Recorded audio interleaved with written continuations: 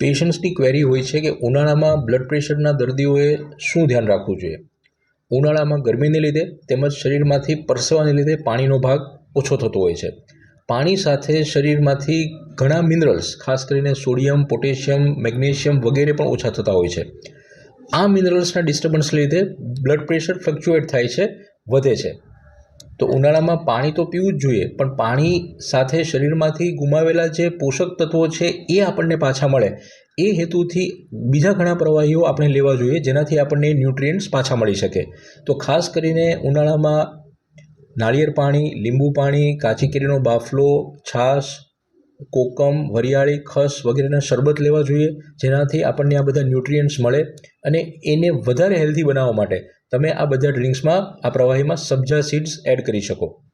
Blood પ્રેશરના દર્દીઓએ આ ઉપરાંત generally પણ અને ઉનાળામાં ખાસ શરીરમાં મેગ્નેશિયમ, પોટેશિયમ, કેલ્શિયમ જેવા મિનરલ્સ વધી શકે એવા નેચરલ ફૂડ વધારે લેવા જોઈએ અથવા સપ્લિમેન્ટ લેવા જોઈએ। પણ જો બ્લડ પ્રેશરના પેશન્ટ્સને કિડનીની પણ તકલીફ હોય તો એમણે આ બધા સપ્લિમેન્ટ્સ લેતા પહેલાં એમના ડૉક્ટરની સલાહ અચૂક લેવી, કારણ કે આ બધા સપ્લિમેન્ટ્સ ખરાબ કિડનીને વધારે બગાડી શકે। તો આ બાબતનું ખાસ ધ્યાન રાખવું।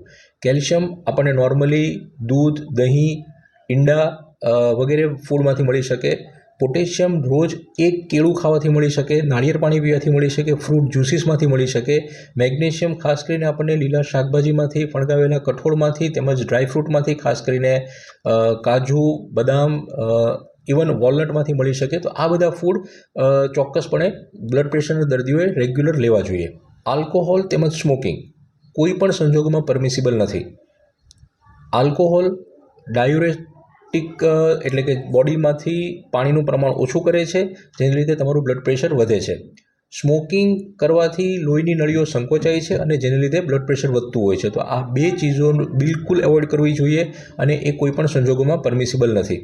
આ ઉપરાંત ઉનાળામાં યુઝ્યુઅલી લોકો કોલ્ડ ડ્રિંક, એનર્જી ડ્રિંક્સ, ચા, કોફી એ જો વધારે પીતા હોઈએ તો એ એવોઇડ કરવા જોઈએ, કારણ કે આ બધા ડ્રિંક્સમાં કેફીન આવતું હોય છે અને કેફીન એ પણ એક નોન ડાયુરેટિક છે, જેને લીધે આપણા શરીરમાં પાણીનું પ્રમાણ ઘટે છે અને પાણીનું પ્રમાણ ઘટવાને લીધે બ્લડ પ્રેશર વધે છે। તો આ પીણાઓ શક્ય એટલા ઓછા કરવા અને એવોઇડ કરવા। એક ખૂબ જ ઇમ્પોર્ટન્ટ વાત, નોર્મલી બ્લડ પ્રેશરના દર્દીઓએ ઉનાળામાં માત્ર એનર્જી મળે એ હેતુથી ORS ડ્રિંક્સ પીવાનું એવોઇડ કરવું જોઈએ। ORS સોલ્યુશનમાં સોડિયમ અને પોટેશિયમ ખૂબ જ સ્ટ્રોંગ કોન્સન્ટ્રેશનમાં હોય છે, જેને લીધે તમારું બ્લડ પ્રેશર ફ્લક્ચ્યુએટ થઈ શકે, બ્લડ પ્રેશર વધી શકે। તો ખાલી એનર્જી મળે એ હેતુસર ORS સોલ્યુશન પીવાનું ટાળવું। ઉનાળામાં ખાસ કરીને બ્લડ પ્રેશરના દર્દીઓએ સવારે 11થી 5 સુધી તડકામાં જવાનું એવોઇડ કરવું જોઈએ। રોજનું રેગ્યુલર 30થી 40 મિનિટનું વોક કરવું જોઈએ।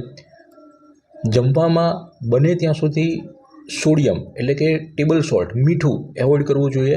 આપણને નોર્મલી લાગતું હોય છે કે માત્ર જમવામાં મીઠું લેવામાં આવે છે એ જ બ્લડ પ્રેશર વધારે છે, પણ આ સિવાય પણ મીઠું આપણા શરીરમાં યુઝ્યુઅલી આપણે પાપડ, અથાણાં અથવા જે પેકેજ ફૂડ આઇટમ કે પેકેટવાળી વસ્તુઓ હોય છે જેમની શેલ્ફ લાઈફ વધારે હોય છે, જેમાં પ્રિઝર્વેટિવ્સ એડ કરેલા હોય છે, એ બધામાં સોડિયમનો ભાગ ખૂબ જ વધારે પ્રમાણમાં હોય છે, એને એવોઇડ કરવા।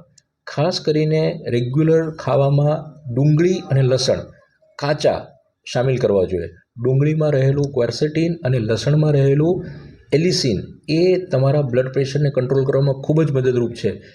લસણમાં રહેલું એલિસિન એ ડુંગળી કરતાં લગભગ 13 ગણું વધારે એન્ટી ઇન્ફ્લામેટરી તત્વ છે, જે તમારા બ્લડ પ્રેશરને કંટ્રોલ કરવામાં ખૂબ જ મદદ કરી શકે। આશા રાખું છું આ જાણકારી આપને મદદરૂપ થશે। બ્લડ પ્રેશરને કંટ્રોલ કરવામાં આ બધા ફેક્ટર્સ ખૂબ જ મહત્ત્વના છે, જેનું ધ્યાન રાખશો। ફરી મળીશું આવા એક ઇન્ફોર્મેટિવ વિડીયો સાથે નેક્સ્ટ ટાઈમ। ત્યાં સુધી મસ્ત રહો, વ્યસ્ત રહો, સ્વસ્થ રહો।